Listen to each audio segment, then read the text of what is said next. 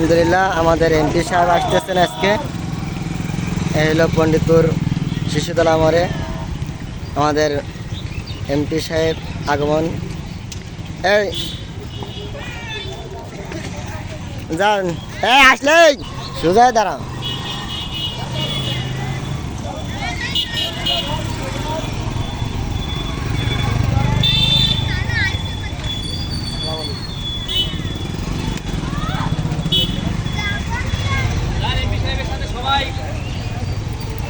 আলহামদুলিল্লাহ এই হলো আমাদের এমপি সাহেব।